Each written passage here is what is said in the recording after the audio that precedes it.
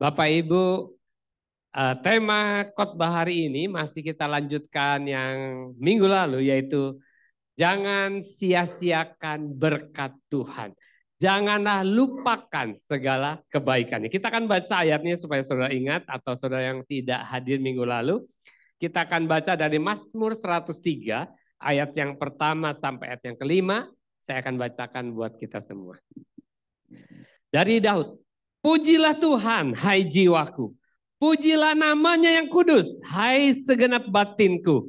Pujilah Tuhan, hai jiwaku, dan janganlah lupakan segala kebaikannya.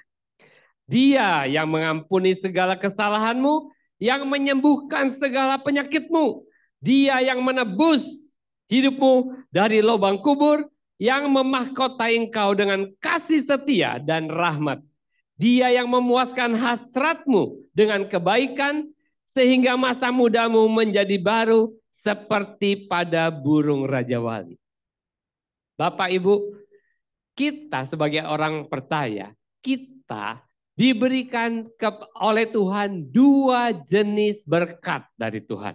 Yang pertama adalah berkat-berkat yang kelihatan secara nyata, bisa dirasakan oleh panca indera kita.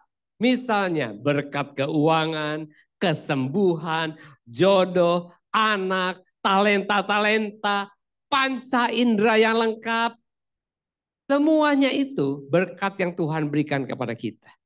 Yang pertama. Dan yang kedua adalah berkat yang berupa benih. Ya, tidak kelihatan, harus ditabur, harus dipelihara, harus diusahakan, sehingga suatu hari nanti, satu saat dia akan menghasilkan tuaian yang sangat besar.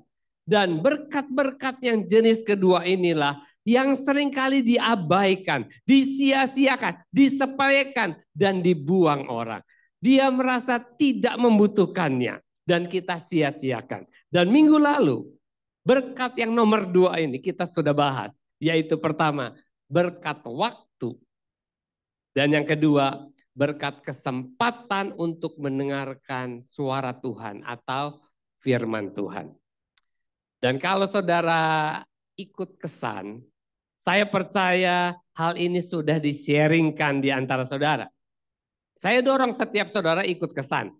Ada beberapa kesan, saudara perlu bergabung di kesan. Kenapa? Supaya firman Tuhan yang saudara dengar, itu bukan hanya saudara dengar satu kali di hari Minggu, bukan cuma satu arah, tetapi kita bisa belajar untuk mengaplikasikan. Karena firman itu perlu diaplikasikan, perlu ditabur, perlu dipelihara, perlu dikasih pupuk, perlu disirami. Itulah yang namanya kesan, di mana kita belajar saling membagi, saling memberkati, dan belajar melakukan firman Tuhan di dalam kesan.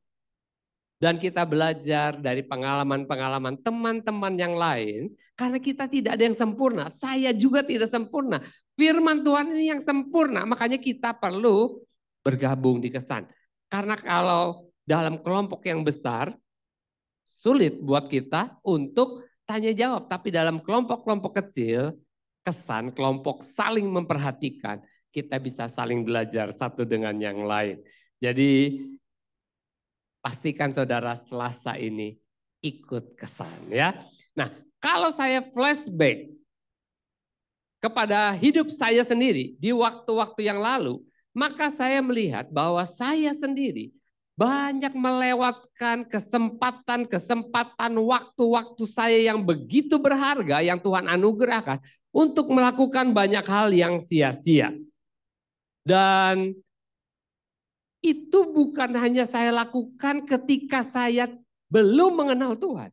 Setelah saya mengenal Tuhan pun masih banyak waktu yang saya sia-siakan. 2-3 hari yang lalu di grup SD. Saudara ada yang punya grup SD? Saya punya grup SD, saudara. Saya umur sekarang sudah jalan 61. Waktu saya lulus SD, umur 12. Jadi sudah hampir 50 tahun yang lalu. Jadi saya punya teman-teman dan teman ini sudah menjalani pertemanan dengan saya 50 tahun. Dan kita tetap keep in touch terus melalui WA. Dan 2-3 hari yang lalu, salah satu teman saya di WA ditampilkan fotonya, ditahbiskan di wisuda menjadi profesor. Di bidang, saya lupa di bidang apa, dia dosen di Universitas Maranatha Bandung. Dia jadi profesor, seorang wanita. Dan semua teman kasih selamat sama dia. Dan ketika saya baca itu, saya langsung teringat masa-masa saya SD. Ketika saya sekelas dengan dia. Waktu itu saya belum Kristen, saudara. Dia sudah Kristen. Dan dia dari keluarga yang sederhana. Rumahnya juga tidak semuanya tembok. Dan dia setiap tengah minggu mengundang teman-temannya datang ke rumahnya. Teman-teman SD ini diundang datang ke rumahnya untuk kesan anak-anak SD. Namanya Pondok Gembira. Dan karena saya temannya, walaupun saya belum Kristen, saya diundang. Dan saya datang ke rumahnya. Di sana sama seperti di kesan, ada icebreaker, ada nyanyi-nyanyi, ada makan-makan, ada firman Tuhan singkat, ada games, dibagikan gambar-gambar, dan waktu pulang dikasih hadiah kecil. Dan sebagai anak-anak siapa yang tidak suka?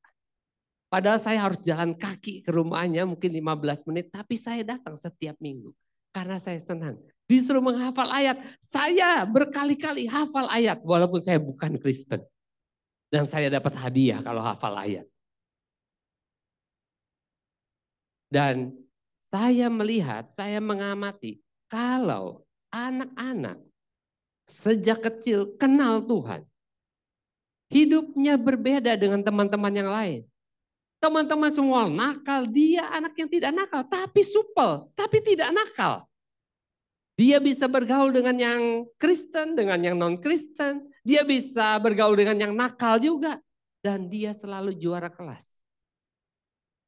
Dan kalau hari ini dia ditabiskan di wisuda jadi profesor pada umur 61 tahun, pada 60 tahun sama seperti saya yakin sebagai ibu rumah tangga, dia bukan orang yang hidup santai-santai. Bukan. Di sela-sela kesibukannya sebagai ibu rumah tangga, sebagai dosen, sebagai apalagi saya tidak tahu mungkin di gereja. Dia pasti mempergunakan waktunya dengan bijaksana. Dengan arif. Dia tidak sia-siakan waktunya. Sehingga dia jadi profesor.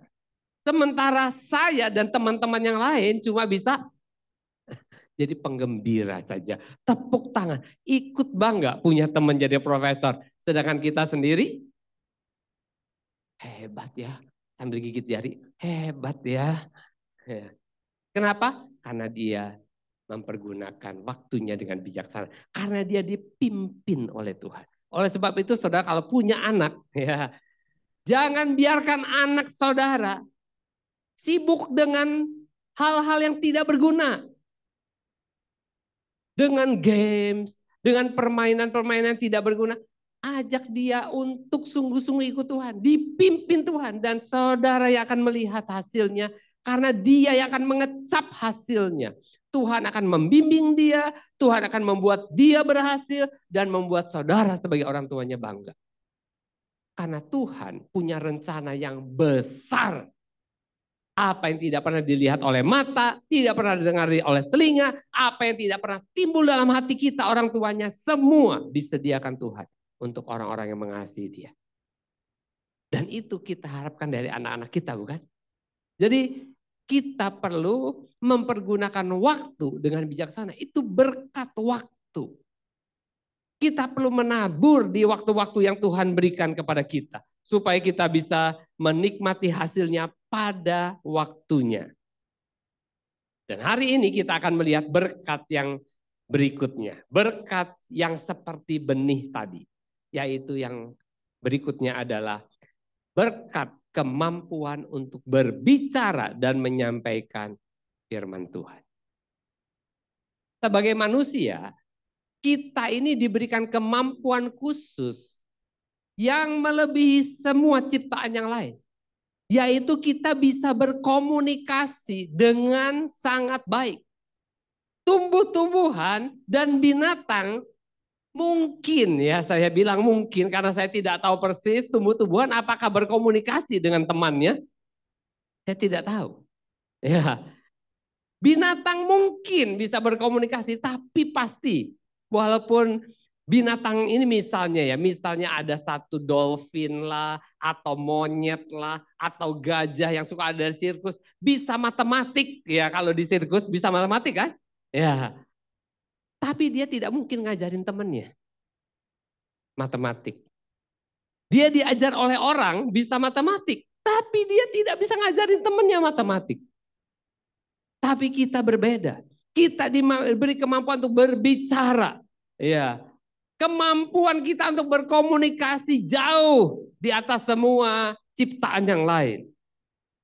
Ketika Tuhan pertama kali menciptakan dunia ini, dia bilang, jadilah terang.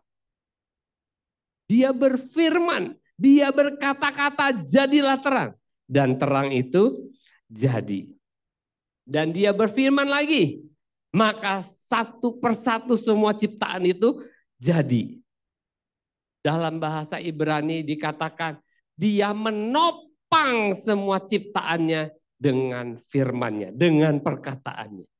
Tuhan mempergunakan firman-Nya untuk mencipta.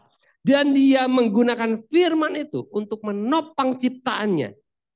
Dan firman itu saudara telah menjadi manusia Yesus Kristus. Dan Yesus, dia juga mempergunakan mulutnya. Dia mempergunakan firman itu. Dia mempergunakan perkataannya untuk menyembuhkan orang sakit. Untuk melakukan mujizat. Untuk mengusir setan-setan. Dan kalau kita baca di Alkitab, dia juga memberkati orang dengan perkataan dari mulutnya. Pertanyaannya, Bu, dengan untuk apakah kita gunakan mulut kita selama ini? Kalau Allah Bapa menggunakan mulutnya untuk berfirman, untuk berkata-kata, untuk mencipta, Yesus untuk menyembuhkan, membebaskan orang dari kuasa kegelapan, memberkati, melakukan mujizat dengan perkataannya. Untuk apa selama ini saudara pakai mulut saudara? Apakah saudara sudah pakai mulut saudara untuk memperkatakan firman juga? Apakah saudara sudah pakai mulut saudara untuk memberkati orang lain? Apakah saudara sudah pakai firman mulut saudara untuk menghibur, menasehati, menguatkan? Yang saya lihat kebanyakan kita mempergunakan mulut yang luar biasa yang Tuhan berikan ini bukan untuk mengatakan firman Tuhan. Bukan firman Tuhan yang keluar dari mulut kita. Kebanyakan kita keluarin apa? Gosip. Ya, apalagi? Kritik, komplain, fitnah, hoax. Semuanya itu kita keluarkan dari mulut kita. Kita pakai mulut kita untuk menghakimi orang lain. Dan maaf bicara seringkali kita pakai, kita izinkan setan pakai mulut kita. Untuk membuat kekacauan. Di mana-mana bahkan di dalam gereja Tuhan. Mulut yang seharusnya jadi berkat, tapi justru dipakai untuk menghancurkan, untuk memecah belah, untuk merusak, untuk menyakiti hati orang lain.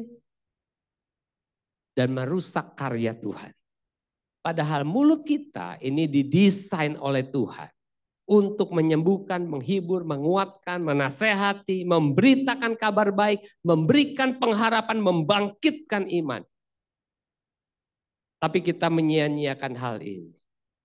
Bahkan Alkitab kalau kita baca, itu memberikan kepada mulut kita ini otoritas yang luar biasa. Otoritas kuasa kata Tuhan kepada orang-orang percaya. Katakan saja sepatah kata kepada gunung ini. Ngomong sama gunung ini. Pakai mulutmu ngomong. Maka gunung ini akan pindah kalau kamu suruh. Saudara bisa lihat betapa besarnya kuasa di dalam kata-kata kita. Jadi ini berkat yang Tuhan berikan buat kita orang percaya. Dan Alkitab berkata, hidup dan mati dikuasai oleh lidah, siapa suka mengemakannya akan memakan buahnya. Kalau ada VMM atau ada Shine, saya dan istri saya kalau lihat udara mulai mendung, mulai gejala akan hujan, saya dan istri saya, kita sama-sama, kita mengatakan, kita memerintahkan, sama seperti Yesus bilang kepada badai, pada ombak, diam, tenang.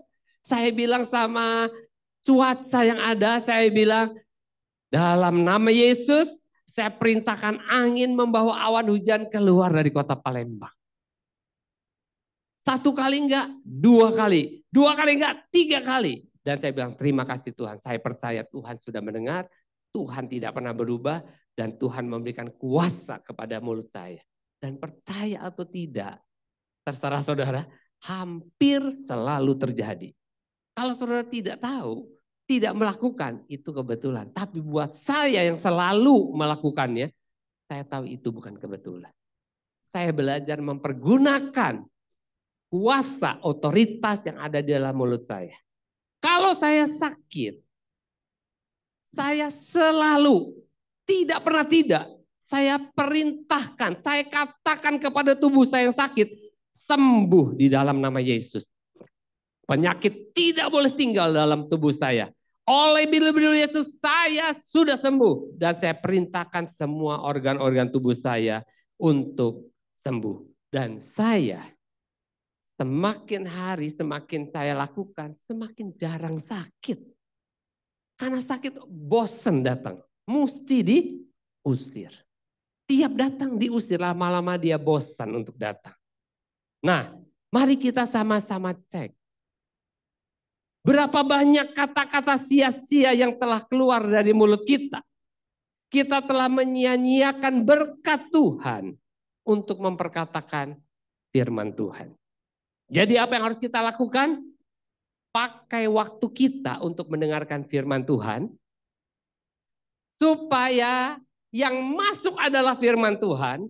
Kalau yang masuk adalah firman Tuhan, yang tinggal di dalam adalah firman Tuhan. Ketika kita buka mulut, yang keluar firman Tuhan. Kalau kita dengarnya hal-hal yang negatif terus, diisi dengan hal yang negatif, pikiran hati, ketika keluar dari mulut, gak mungkin keluarnya firman Tuhan, saudara. Makanya kenapa kita perlu tabur di dalam hati kita, pikiran kita, telinga kita, mata kita. Itu firman Tuhan. Hal-hal yang positif.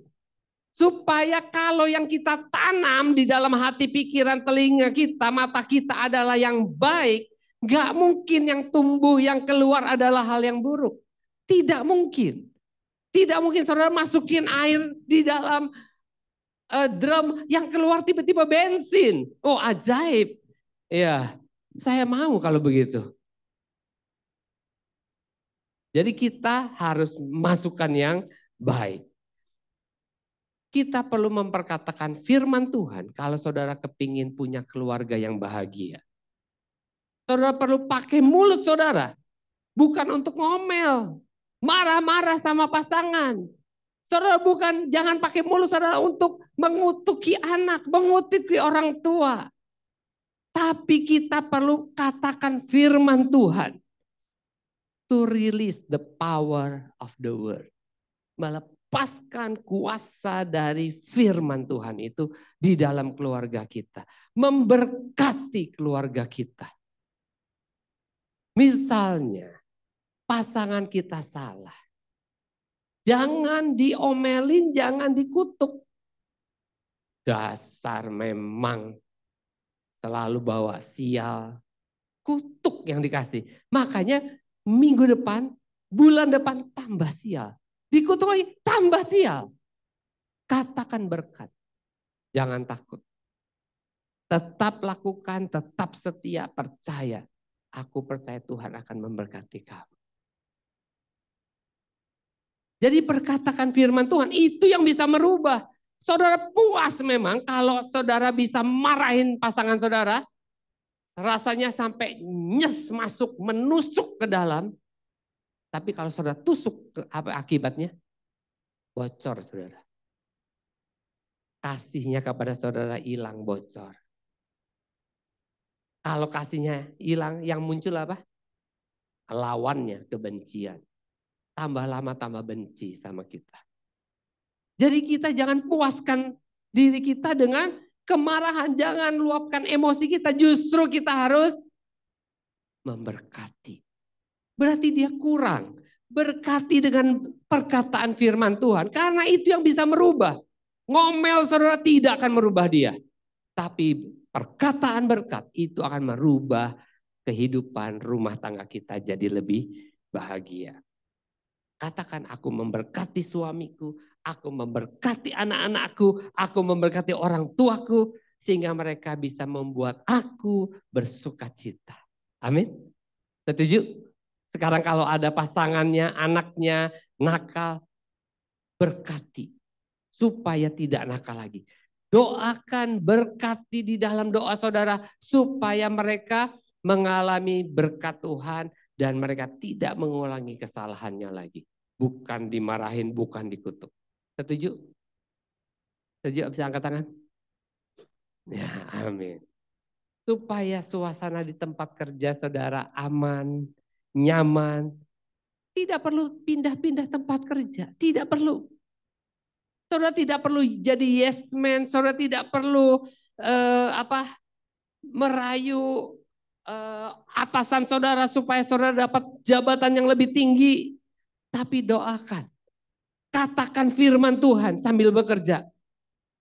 Mungkin ada orang-orang yang iri dengan jabatan saudara. Ada orang-orang yang berusaha memfitnah saudara. Berkati mereka. Katakan aku memberkati tempat kerjaku. Aku memberkati teman-temanku semua, atasanku, bawahanku. Supaya mereka bisa bekerja sama dengan baik dengan aku. Aku memberkati mereka. Supaya kita bisa saling menguntungkan satu dengan yang lain. Dan saudara, saya percaya kalau saudara lakukan itu, saudara coba itu di tempat kerja saudara, di bisnis saudara, kepada klien-klien saudara, kepada nasabah-nasabah saudara, saya percaya apa yang saudara tabur itu yang akan saudara tuai. Dan tuaian selalu jauh lebih banyak daripada taburan. Jangan pakai mulut kita untuk mengeluarkan kutuk.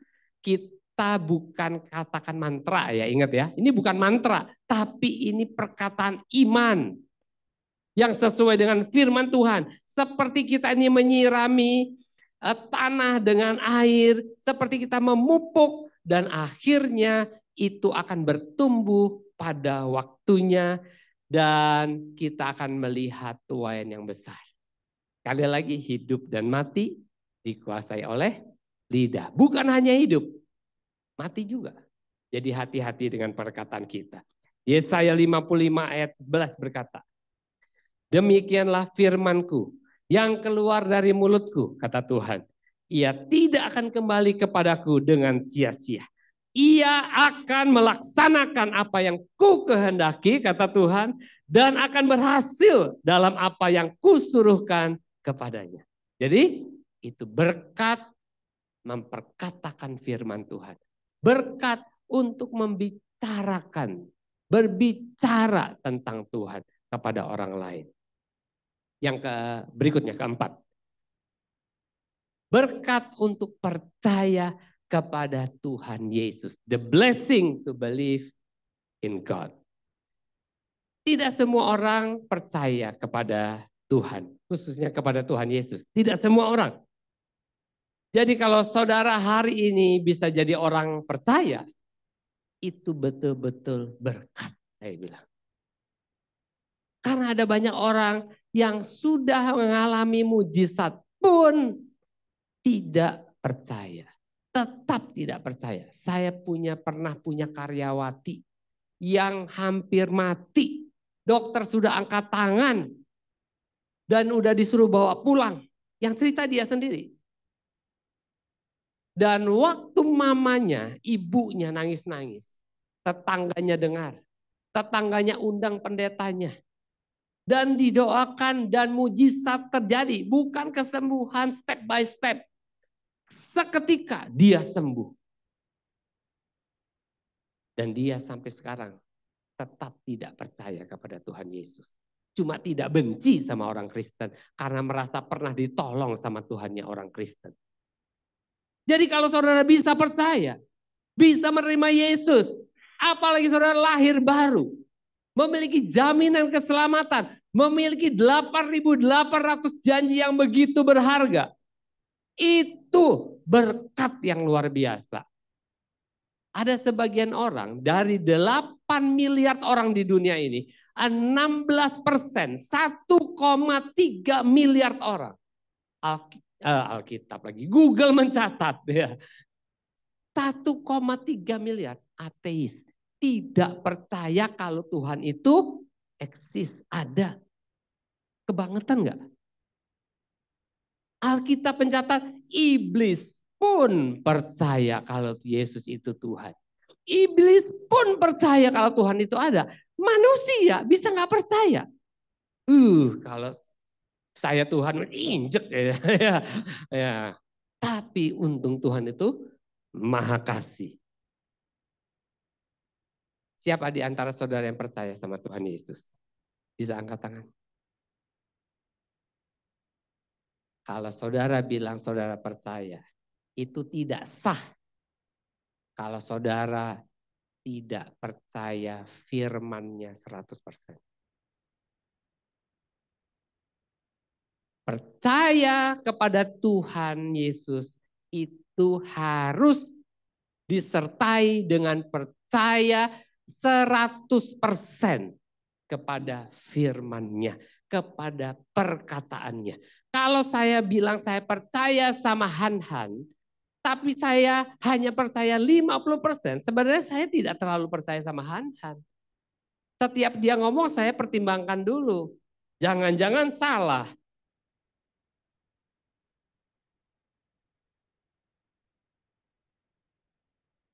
Tapi kalau saya bilang saya percaya kepada Han-Han, apapun dia ngomong, saya ikutin. Itu baru namanya percaya.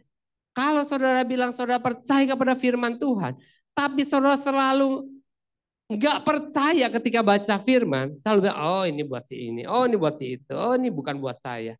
Itu artinya saudara tidak percaya.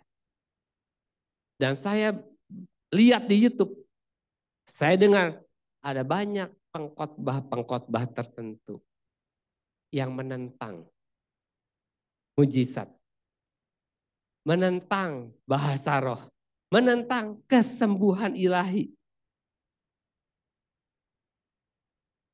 Apakah menurut saudara orang-orang ini percaya kepada firman Tuhan? Sekalipun dia kali berdunia, saya mau beritahu mereka bukan orang percaya.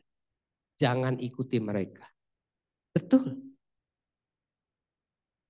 Karena Alkitab ini firman Allah yang hidup yang tidak pernah dibatalkan.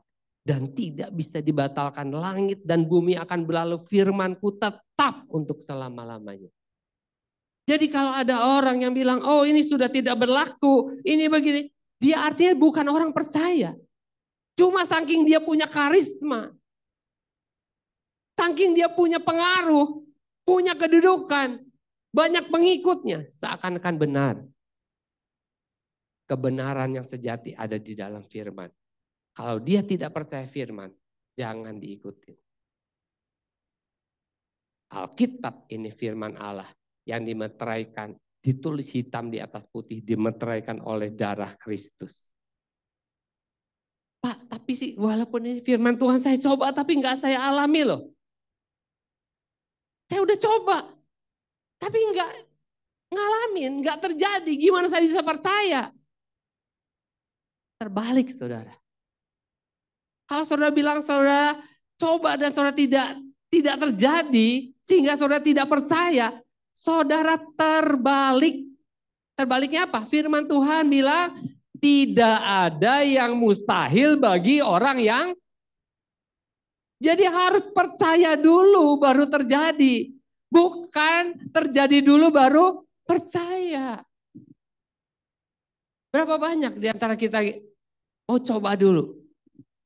Kasih persepuluhan, coba dulu ya. Aku coba kasih, mau lihat, dapat nggak, balik nggak? Enggak, buktinya aku udah 1 tahun aku coba loh. Karena saudara tidak percaya. Percaya dulu. Bukan perbuatannya yang penting, sikapnya yang penting gitu loh. Karena saudara percaya, saudara berikan. Baru itu terjadi. Bukan coba kasih, lihat. Berarti saudara tidak percaya, mau lihat bukti dulu. Walaupun saudara kasih, tapi hati saudara kan tidak percaya. Makanya saudara tidak mengalami. Jangan heran. Kenapa kita perlu ngerti firman Tuhan? Supaya kita ngalami. Selama Adam dan Hawa tinggal di Taman Eden, percaya kepada Tuhan Yesus. Percaya kepada Tuhan lah. Mereka tidak pernah mengalami yang jelek. Tidak pernah sakit, tidak pernah kekurangan, tidak pernah kedinginan, kepanasan, tidak pernah sedih, tidak pernah marah, semuanya oke. Tetapi begitu mereka lebih percaya kepada ular daripada Tuhan, atau dengan kata lain jadi tidak percaya lagi kepada Tuhan, maka semua masalah muncul. Dari yang terberat, dari yang ringan sampai yang terberat, semuanya dialami oleh Adam dan Hawa. Mereka kehilangan semua berkat-berkat Tuhan. Dan kalau itu terjadi pada Adam dan Hawa, maka itu juga akan terjadi pada diri saudara dan saya. Ketika kita lebih mempercayai dunia ini, ketika kita lebih mempercayai sains, ketika kita lebih mempercayai pikiran kita, logika kita daripada logika firman Tuhan, maka kita akan kehilangan berkat. Kita harus mempergunakan segenap kekuatan kita, sama seperti Adam. Kamu akan berpeluh. Sebelum untuk cari makan kamu harus berkeringat. Harus mengandalkan kekuatan kita. Padahal waktu di Taman Eden, tidak. Jadi perlu kita hati-hati. Jangan sampai kita lebih percaya yang lain daripada percaya kepada firman Tuhan. Jadi jangan sia-siakan berkat ini. Percaya kepada Tuhan Yesus. Dan firman-Nya itu berkat. Ya, itu berkat. Kalau kita sudah jadi orang percaya, percayanya jangan 90%, saudara. Percaya jangan 95%, percaya jangan 99%, percayalah 100%. Karena Tuhan mau percaya kepada Dia 100% atau tidak sama sekali. Pepatah bilang karena nila setitik, rusak susu sebelanga. Karena saudara tidak percaya satu ayat, saudara akan tidak percaya kepada satu Alkitab. Saya punya teman yang seperti itu. Dia tidak percaya, dia bilang, saya percaya semua isi Alkitab kecuali Yohanes 14 ayat yang ke-6. Karena keluarganya tidak ada yang Kristen. Tapi menurut dia keluarganya baik semua. Jadi tidak mungkin keluarganya masuk neraka. Kata Yesus, akulah jalan dan kebenaran dan hidup. Tidak ada seorang pun yang datang kepada Bapa kalau tidak melalui aku. Dia nggak percaya itu. Tapi gara-gara dia tidak percaya itu, dia tidak akan percaya ayat yang lain. Karena ayat ini tidak pernah berdiri sendiri. Ayat ini ditopang dengan banyak ayat yang lain. Karena dia tidak percaya ini, dia tidak akan percaya ayat-ayat yang menopang ayat ini. Dan kalau dia tidak percaya ayat yang menopang, dia tidak akan percaya ayat-ayat yang lain. Lama-lama dia hanya percaya sampulnya saja. Jadi jangan tanggung-tanggung. Jangan kerja itu jangan setengah-setengah. Kalau mau ada hasilnya 100% atau tidak sama sekali.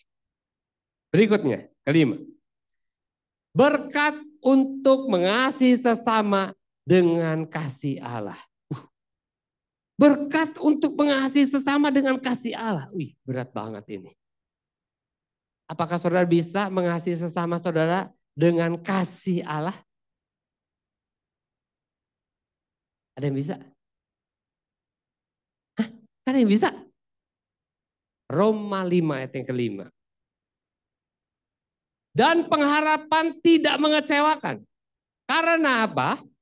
Karena kasih Allah telah dicurahkan di dalam hati kita oleh Roh Kudus yang telah dikaruniakan kepada kita.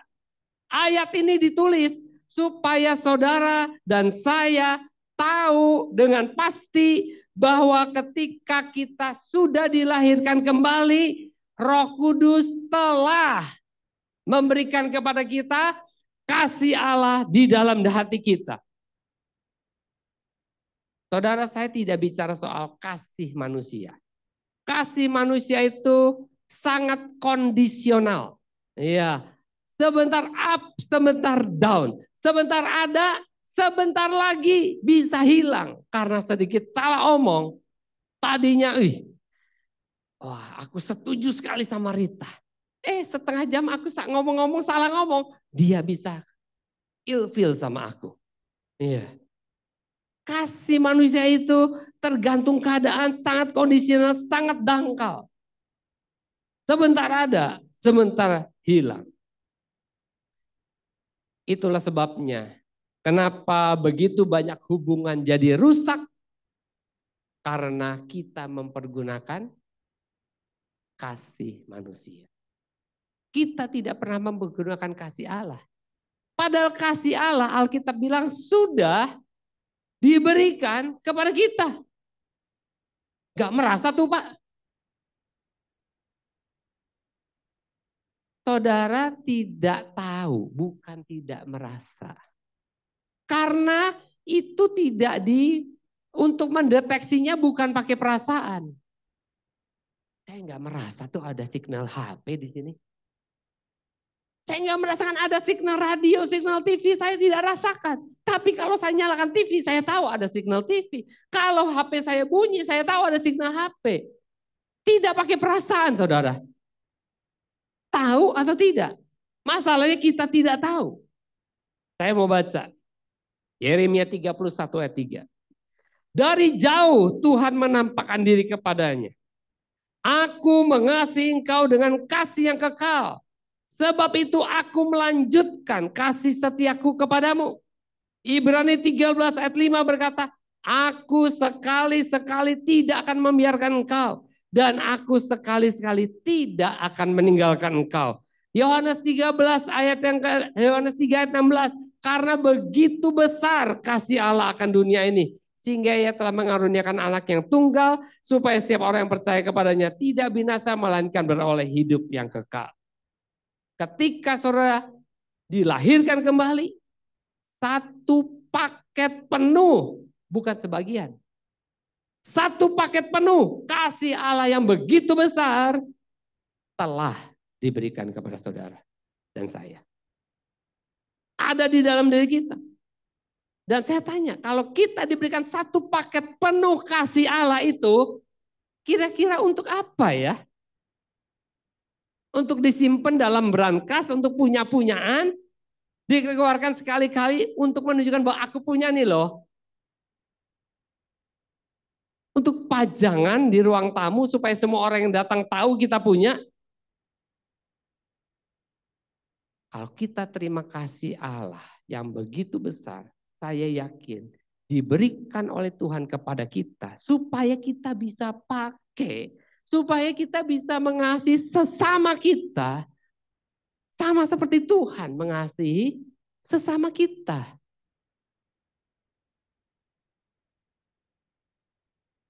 Dan kita bisa jadi berkat buat sesama kita manusia. Bukan hanya sebagai saudara seiman. Saudara, Tuhan memberikan kepada saudara kasih dan pengampunan. Supaya saudara juga bisa mengasihi dan mengampuni orang lain yang bersalah. Tapi jangan pakai kasih yang saudara punya. Karena kasih yang saudara punya itu sangat terbatas, sangat kondisional. Gimana Pak caranya? Yang pertama saudara harus tahu dulu. Kedua, ketika saudara menghadapi masalah, saudara ambil pakai. Saya punya satu box peralatan. Isinya bermacam-macam alat di sana. Ada banyak tools di sana. Kalau saya mau buka baut, pakai apa? Kunci ring bisa, kunci pas bisa, tang bisa, ya pakai obeng nggak bisa. Ya, tapi walaupun saya punya satu box tool yang lengkap, seringkali saya tidak mempergunakannya. Jadi saya turun ke bawah misalnya di lantai 1 di kantor, tiba-tiba saya lihat loh, ini kok apa stop kontak kok goyang. Saya butuh obeng. Saya tahu saya punya obeng, tapi saya males naik ke atas. Jadi saya coba pakai gunting, saya coba pakai apa, pakai penggaris. Saya coba. Akhirnya apa? Guntingnya jadi rusak, penggarisnya putus, dan tidak ada hasilnya. Kenapa? Saya pakai tools yang salah. Kadang saya buka baut, sudah benar. Baut bukannya pakai kunci ring, pakai kunci pas, tapi ukurannya beda. Bisa dipakai kunci baut 10 harus dibuka pakai kunci 10. Kalau saya pakai kunci 8, pakai kunci 12, nggak bisa. Seringkali kita seperti itu. Kita tahu kita perlu mengasihi, tapi kita pakai kasihnya kita. Kita tidak pakai tools yang tepat, makanya kita tidak berhasil. Capek ayah, tapi hasilnya nggak ada. Dan itu yang terjadi pada hidup kita. Alkitab memberitahu kita semua pada pagi hari ini, kita punya tools yang tepat di dalam hati kita sudah ada untuk kita pakai, untuk mengasihi, untuk mengampuni sesama kita. Namanya apa? Namanya kasih Allah yang begitu besar. Jadi jangan sia-siakan berkat ini. Jangan sia-siakan, jangan pakai tools yang lain. Capek, buang-buang waktu dan tidak ada hasilnya. Dengan kasih Allah yang begitu besar, saudara pasti dapat mengampuni orang lain. Saudara pasti mampu memberkati orang lain. Saudara mampu berdoa untuk orang-orang yang benci sama saudara. Saudara dapat bersyafaat, berdoa syafaat buat orang-orang yang tidak cocok sama saudara. Itu bisa. Karena saudara pakai tools yang tepat. Kalau Yesus sudah tinggal di dalam hati saudara, saudara punya kapasitas ilahi yang sama, yang tidak dimiliki oleh orang dunia. Ada di dalam diri saudara. Jangan sia-siakan, jangan egois, jangan simpan kasih Allah itu hanya di dalam hati saudara untuk diri saudara sendiri. Pakai itu untuk jadi berkat buat sesama kita. Efesus 4 ayat 32 berkata, tetapi hendaklah kamu ramah seorang terhadap yang lain, penuh kasih mesra dan saling mengampuni, sebagaimana Allah di dalam Kristus telah mengampuni kamu. Dicatat, sebagaimana Allah telah mengampuni. Sebagaimana Allah telah mengampuni. Karena dia telah mengampuni kita, artinya kita sudah pernah merasakan. Jadi kita tidak punya alasan, kita tidak bisa beralasan, kita tidak tahu, kita tidak mengerti. Kalau kita tidak mengerti, kita tidak merasakan, berarti kita belum pernah terima Yesus. Kalau kita telah menerima Yesus, berarti kita telah merasakan. Gimana sih rasanya mie terbul? Ya, mie terang bulan gimana sih? Kalau orang tidak pernah, mie ya gitu-gitu aja. Ya. Tapi kalau orang sudah pernah coba, ya dulu saya tahu dijudesin juga tetap datang. Ya. Betul kan? Karena telah merasakan. Kalau kita telah merasakan kasih Allah yang begitu besar, kita bisa merasakan dan bisa membagikan itu kepada orang lain. Supaya orang lain juga bisa merasakan. Ya, jadi ini bukan soal bisa atau tidak bisa. Ini soal pilihan. Saudara memilih untuk mempergunakan kasih Allah yang sangat besar yang sudah ada pada diri saudara atau tidak. Yang berikutnya, berkat untuk memberi. Saya berharap saudara tidak cepat-cepat tutup telinga. Kenapa? Alergi, Pak. Kalau gereja udah ngomong memberi, aduh. Ya. Banyak orang begitu kan? Kalau sudah bilang memberi langsung tutup telinga. Saya mau beritahu kepada saudara. Tuhan itu the best giver. The biggest giver. Dia pemberi yang agung. Dia pemberi yang paling murah hati. Dia selalu memberi dan tidak pernah menuntut kembali. Kalau Tuhan itu ada dalam diri saudara, saudara pun harusnya punya sifat yang sama. Kalau gula itu manis, dimasukkan ke dalam air, tidak mungkin air jadi asin. Pasti jadi manis. Kalau Yesus, the best giver itu, pemberi yang agung itu ada di dalam diri saudara. Dan saudara alergi kalau gereja bilang soal memberi, maka Yesus tidak ada dalam diri saudara. Saudara hanya beragama. Karena Yesus suka memberi. Dia selalu memberi. Yohanes 10 ayat 10 bilang, aku datang supaya kamu memiliki hidup. Dan memilikinya dalam segala kelimpahan. Dia datang untuk memberi. Kalau dia tinggal dalam diri kita, kita hidup untuk memberi. Makanya Tuhan bilang lebih baik memberi daripada menerima. Berarti saudara punya sesuatu. Kalau saudara tidak bisa memberi, berarti saudara tidak punya sesuatu. Kalau saudara mau hidup berkelimpahan, saudara harus belajar untuk memberi. Dan pemberian yang terbesar dari Tuhan, dia sudah buktikan. Dia bukan hanya kasih uang. Dia bukan hanya kasih waktu. Dia berikan anaknya yang cuma satu-satunya. Untuk saudara dan saya. Untuk apa? Menebus dosa seisi dunia yang tidak percaya sama dia. Menebus dosa seisi dunia yang membenci dia. Termasuk saudara dan saya. Dan sebagai anak-anak Tuhan, Tuhan tinggal dalam diri saudara. Dan saudara diberikan kapasitas yang sama, yaitu sebagai seorang pemberi. Saudara bisa menjadi seorang pemberi dengan memberikan waktu-waktu saudara kepada Tuhan dan kepada sesama saudara. Dan kalau saudara berikan itu, waktu saudara untuk Tuhan, untuk sesama, sebenarnya yang untung itu saudara sendiri. Karena dengan memberi artinya saudara sedang menabur. Memberi itu menabur. Dan setiap taburan akan menghasilkan tuai yang banyak. Lukas 6 ayat 38 bilang, berilah dan kamu akan diberi. Suatu takaran yang baik, yang dipadatkan, yang digoncangkan, dan yang tumpah keluar akan dicurahkan ke dalam ribaanmu. Sebab ukuran yang kamu pakai untuk mengukur akan diukurkan kepadamu. Saya baca lagi, perhatikan baik-baik ayat ini.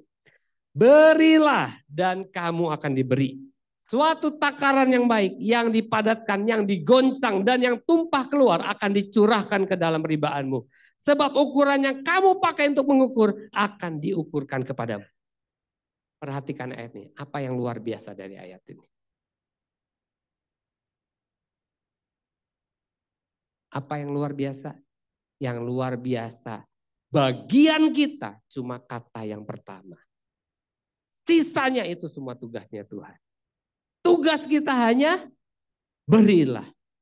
Sisanya kamu akan diberi takaran yang baik, yang dipadat, yang digoncang, yang tumpah keluar. Semuanya itu Tuhan yang mengerjakannya. Tapi itu semua tidak akan terjadi kalau kata pertama tidak saudara lakukan. Gereja mengajar saudara memberi bukan karena gereja kekurangan. Bukan saya sombong. Karena gereja ini berdiri bukan karena ada orang-orang di dalam jemaat yang membangun. Bukan. Karena Tuhan gereja ini bisa ada. Karena gereja ini punyanya Tuhan. Jadi kalau saya mengajar saudara untuk memberi, itu demi saudara sendiri. Kalau saudara memberi, yang untung saudara. Orang yang memberi itu berbuat baik kepada diri saudara sendiri. Bukan kepada orang lain. Jadi tugas kita adalah memberi. Tugas Tuhan mengembalikan dengan takaran yang sama, lalu dipadatkan, dilipat gandakan, diberikan dalam bentuk yang lebih baik, dalam kualitas yang lebih baik, dalam jumlah yang lebih banyak. 5 roti 2 ikan. Kembalikan. Cukup untuk 5.000 laki-laki. Masih sisa 12 bakul. Tadinya tidak ada yang kenal anak ini. Sekarang 5.000 laki-laki minimal kenal anak ini. Dan anak ini pulang dengan sukacita. Pulang dengan kesaksian. Dia bisa cerita sama semua orang bagaimana Tuhan bekerja melalui hidupnya. Menjadi berkat buat 5.000 orang. Siapa tahu saudara adalah anak kecil ini.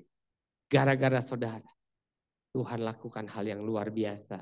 Dan satu kota bisa diberkati oleh saudara. Satu jemaat bisa diberkati oleh saudara. Karena saudara memberikan apa yang saudara punya kepada Tuhan.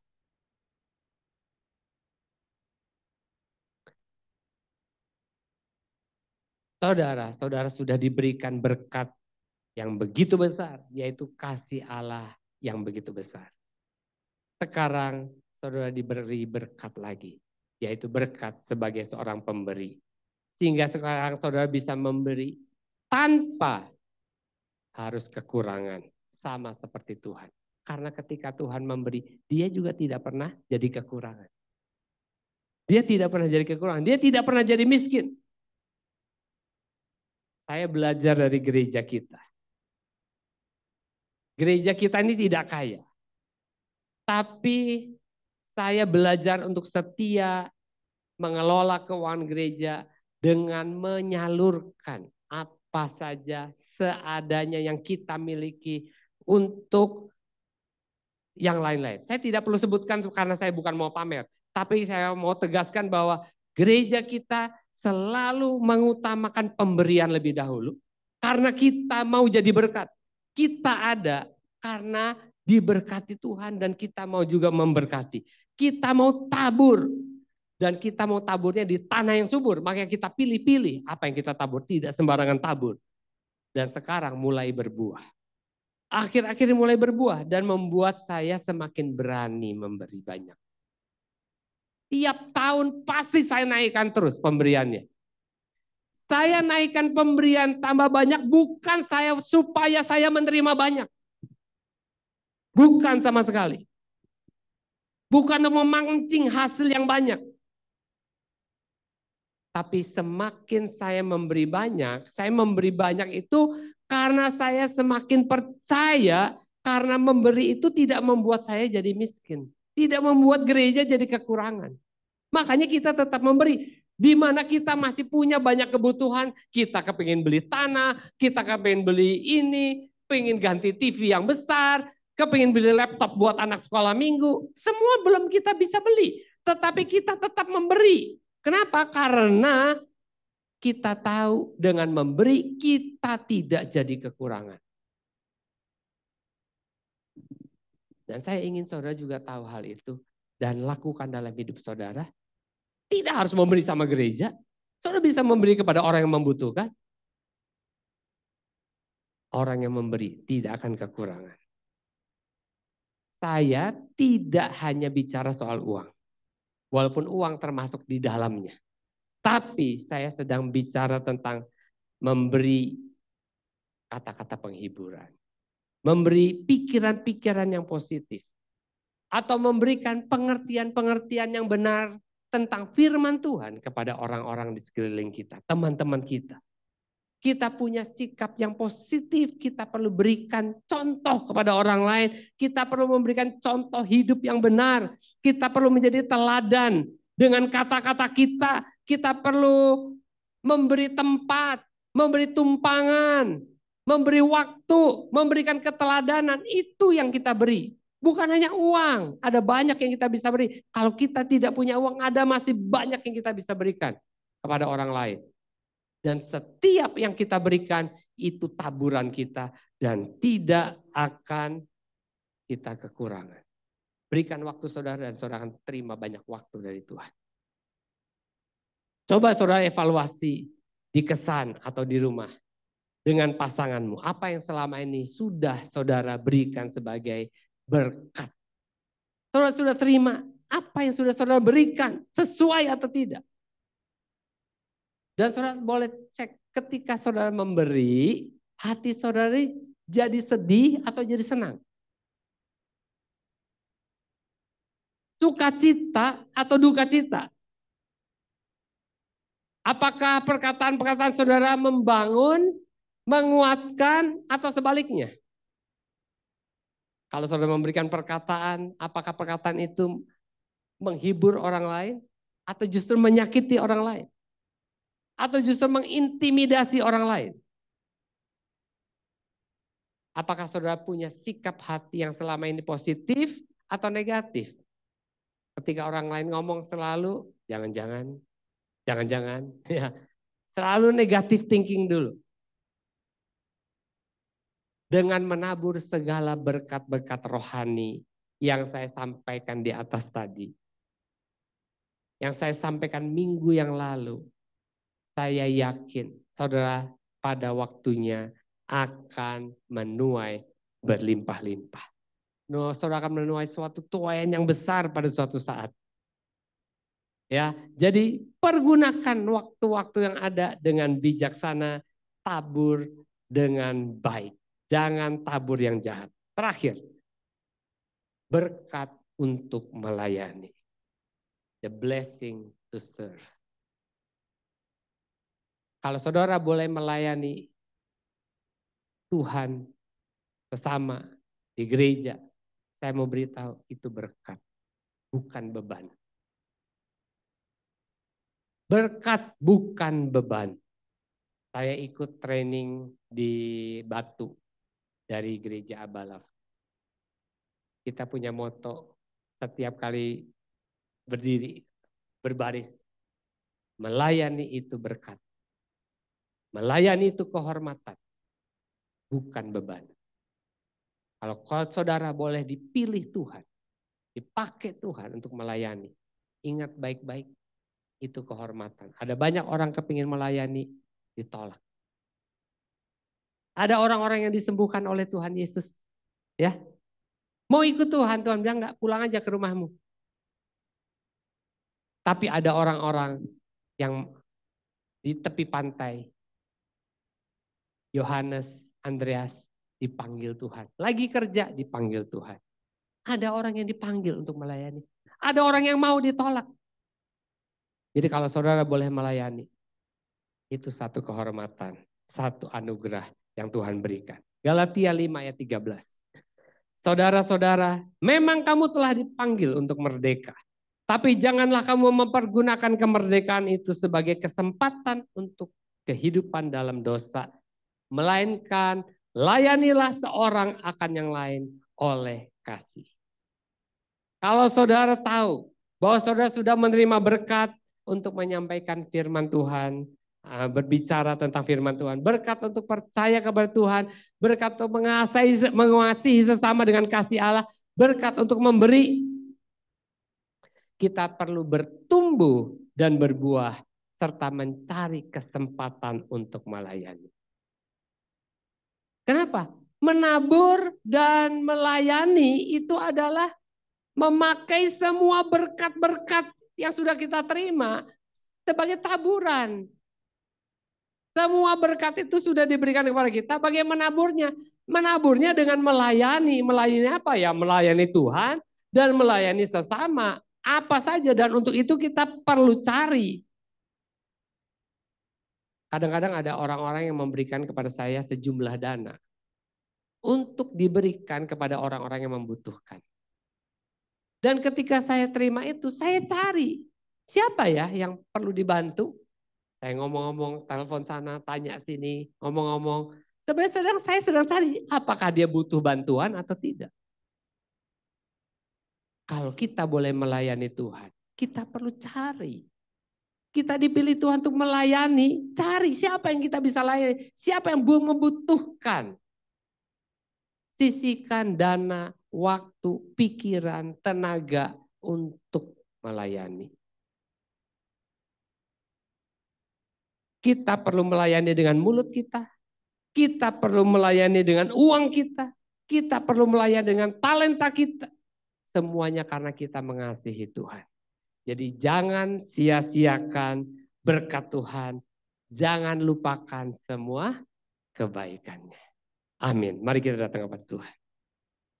Bapak, terima kasih buat semua berkat yang luar biasa yang kami terima, yang tidak bisa kami beli dengan uang, yang tidak bisa kami bayar dengan perbuatan baik. Terima kasih buat semuanya Tuhan.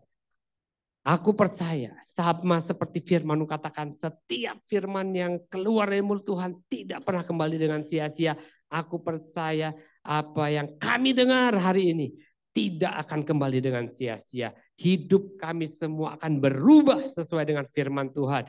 Dan kami akan melihat tuaian yang besar dalam hidup kami sepanjang tahun 2023 ini. Dan sepanjang umur hidup kami akan melihat anak-anak kami hidupnya diberkati. Kami akan melihat pekerjaan kami diberkati. Kami akan melihat kesehatan kami membaik. Kami akan melihat masa depan yang cerah dalam kehidupan kami.